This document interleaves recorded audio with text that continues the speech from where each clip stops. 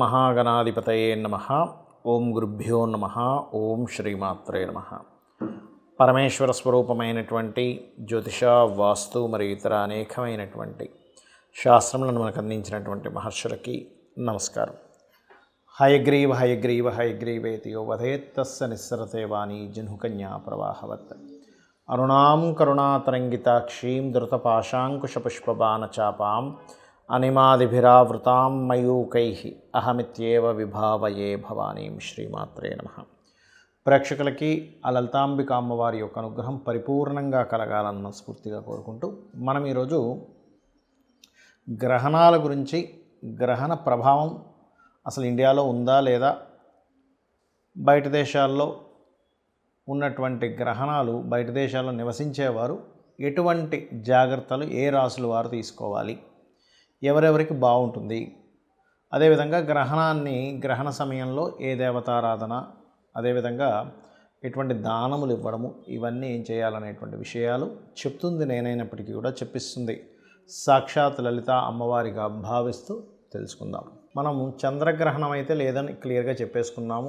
ఎందుకు అంటే పగలపూట ఏదైనా చంద్రగ్రహణం మీకు వచ్చింది అంటే పగలపూట వచ్చే చంద్రగ్రహణం మీకు సంబంధం లేదు, బయట దేశాలతో సంబంధం, గుర్తుపెట్టుకోండి. సో బయట దేశాలకు చంద్రగ్రహణం. ఇక సూర్యగ్రహణం కనుక తీసుకున్నట్లయితే ఇది పగలపూట చూపిస్తుంది ఇండియాలో, కానీ ఇది పాక్షికము అంటారు. అంటే చాలా స్వల్పం అన్నమాట. అసలు దాని ప్రభావం ఉండదు అసలు ఇక్కడ, ఎంతసేపు బయట దేశాల్లోనే, అమెరికా ఈ కంట్రీస్లోనే, గుర్తుపెట్టుకోండి. అయితే గ్రహణము ఎక్కడ జరుగుతుంది మనకి చూసుకున్నట్లయితే ఇది పర్టికులర్గా మీనరాశిలో జరుగుతుంది.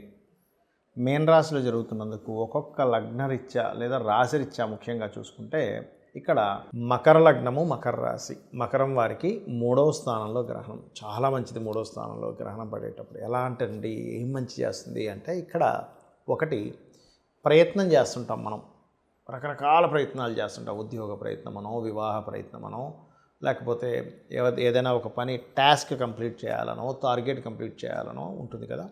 3లో గ్రహణం అనేటువంటిది ఎప్పుడూ కూడా మీకు ఆ టాస్క్ని కంప్లీట్ చేయడానికి ఒక ధైర్యాన్ని ఇస్తుంది. 3 పరాక్రమ స్థానంగా చెప్తూ ఉంటారు. పాపగ్రహాలు అక్కడ కనుక ఉన్నాయనుకోండి ఎవరికైనా జన్మజాతకంలో, లేదా 3వ అధిపతి, 3వ పోర్ట్ఫోలియో కనుక పాపగ్రహంతో కనెక్టివిటీ అయితే బోల్డ్ అంత ధైర్యం వచ్చేస్తుంది ఆ వ్యక్తికి. ఏమిటండి ఇంత ధైర్యము అంటే ఆ పాపగ్రహాల యొక్క ప్రభావం అలా ఉంది. కొంతమంది చూడండి చిన్నప్పటి నుంచే పరాక్రమం ఎక్కువగా ఉంటుంది. ఏమిటండి ఇంత ధైర్య సాహసాలు, అసలు ఏ మాట ఎప్పుడు ఎవరితోనైనా స్ట్రైట్గా చెప్తున్నాడు మనిషి అంటే 3వ స్థానం బాగుందని అర్థం. అలా మీరు చేసేటువంటి యాక్టివిటీస్లో ఏదైతే డేర్ స్టెప్ తీసుకుని ఉంటారో, అలా ఏమీ ఆలోచించకుండా తీసుకోమని చెప్పట్లేదు. డేర్ స్టెప్ అన్నీ ఆలోచించి ఒక డేర్ స్టెప్ తీసుకుంటాం.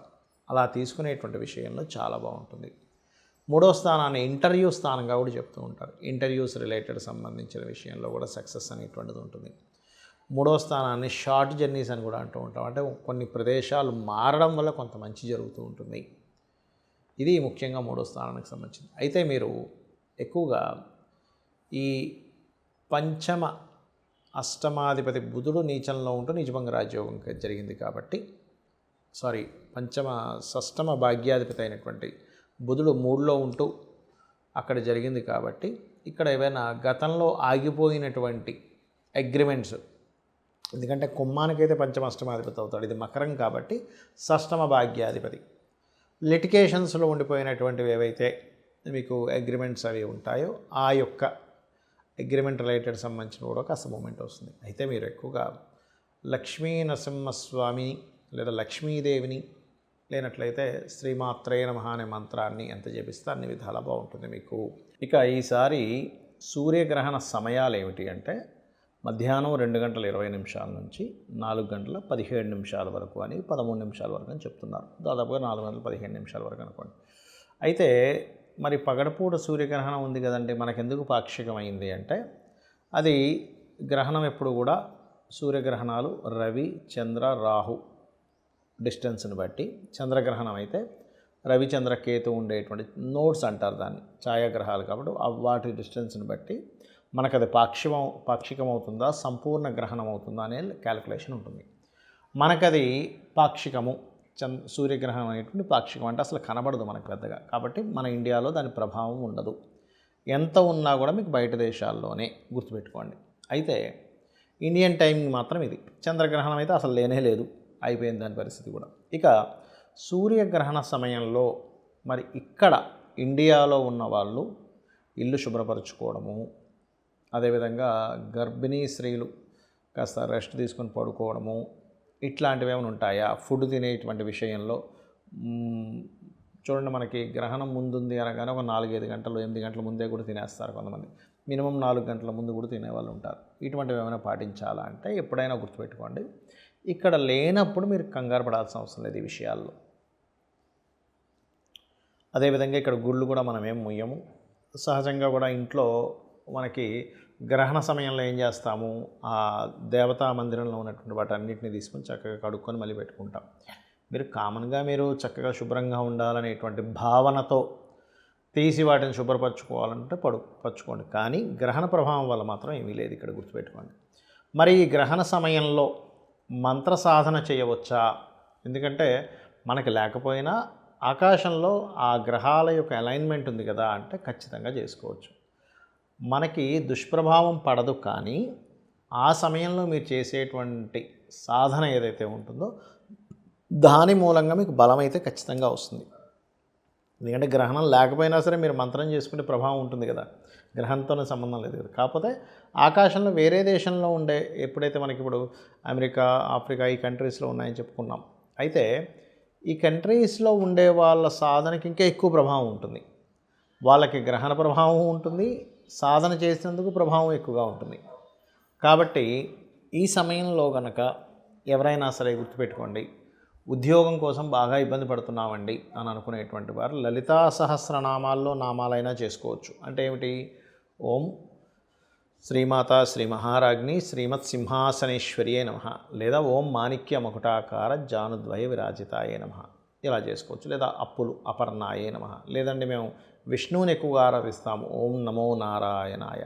కొంతమందికి ఎక్కువ బాధ ఉంటుంది, ఎప్పుడు ఏదో ఒక దిగులు ఉంటుంది, అటువంటి వారు ఓం మధుసూదనాయ నమః అనే నామం అద్భుతంగా పనిచేస్తుందండి. మీరు చూడొచ్చు, ఒక్క 10 నిమిషాలు ఓం మధుసూదనాయ నమః, ఓం మధుసూదనాయ నమః అనుకుంటూ ఉంటే తెలియకుండానే మీ మీ లోపల నుంచి ఏదో తెలియని ఒక ఇది పోయినట్టుగా అనిపిస్తుంది. అదేవిధంగా కొంతమందికి భయం ఉంటుంది, అలాంటప్పుడు లలితా సహస్రనామాల్లో ఓం కనకాంగద కేయూర కమనీయ భుజాన్వితాయే నమః, ఖచ్చితంగా మీకు ఆ భయం, భీతి ఏదో అయిపోతుందేమో అనేటువంటి ఒక భ్రాంతి నుంచి బయటపడతారు.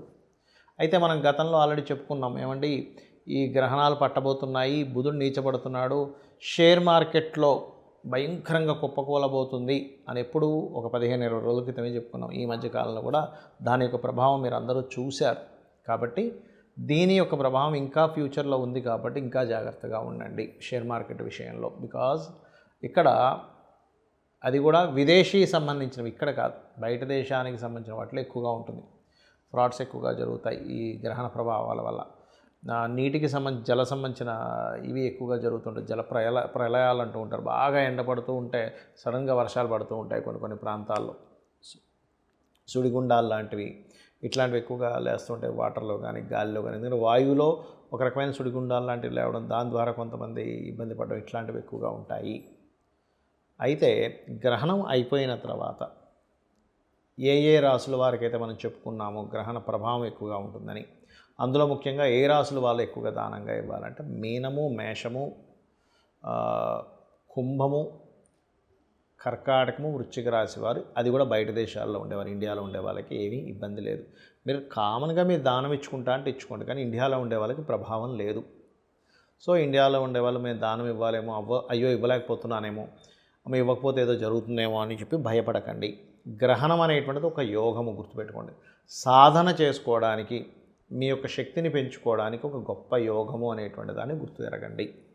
అలాగే ఏమి ఇవ్వాలి దానము? మినుములు, గోధుమలు, బియ్యము దానంగా ఇవ్వండి.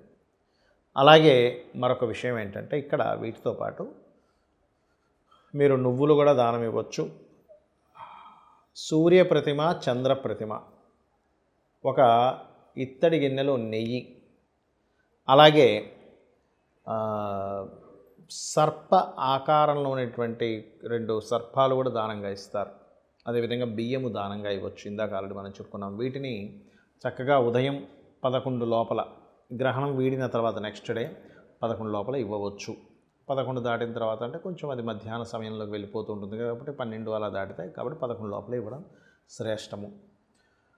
అలాగే మరొక విషయం ఏంటంటే, గోశాలకు వెళ్ళి కొంతమందికి చూడండి, ఇక్కడ ఏమండి మాకు ఇక్కడ కుదరలేదండి, మాకు దానం తీసుకునే వాళ్ళు ఎవరు లేరు అన్నప్పుడు దేశీవాలి గోవుకి గోంగూర కానీ, లేనట్లయితే తీపి పదార్థాలు ఏమైనా, తీపి చపాతీలు, నువ్వులు పెట్టకూడదండి, గుర్తుపెట్టుకోండి. నువ్వులు అనేవి తినిపించకూడదు గోవుకి. అరటికాయలు, బెల్లము, ఇటువంటి పదార్థాలను గోశాలకు వెళ్ళి గోవులకు పెట్టిన, రామాయణ మహాభారతాల లాంటి గ్రంథాలు మనకి యూట్యూబ్లో ఎలాగో ప్రవచనాలు ఉన్నాయి, అవి విన్నా, గజేంద్ర మోక్ష సంబంధించినటువంటి గజేంద్ర మోక్షాన్ని సంపూర్ణంగా విన్నా గ్రహణ ప్రభావం అనేటువంటిది పూర్తిగా తగ్గుతుంది. ఎవరికి విదేశాల్లో ఉంటూ అక్కడ జీవిస్తూ ఉన్నటువంటి వారికి, ఏమంటే నాకు సిటిజన్షిప్ అక్కడ ఉంది కానీ నేను ఇక్కడ ఉన్నాను, దాని ఎఫెక్ట్ పడుతుందా అంటే, సిటిజన్షిప్ అక్కడ ఉండి మీరు ఇండియాకి వచ్చారు ఆ టైంలో అంటే మీకు ఏ ఇబ్బంది ఉండదు, గుర్తుపెట్టుకోండి. కానీ ఇక్కడ నివసించేవాడిని గ్రహణ సమయంలో నేను అక్కడికి వెళ్ళి ఉన్నాను, అప్పుడు గ్రహణం పట్టింది అన్నప్పుడు ఖచ్చితంగా దాని ప్రభావం ఉంటుంది, గుర్తుపెట్టుకోండి. శ్రీమాత్రే నమః.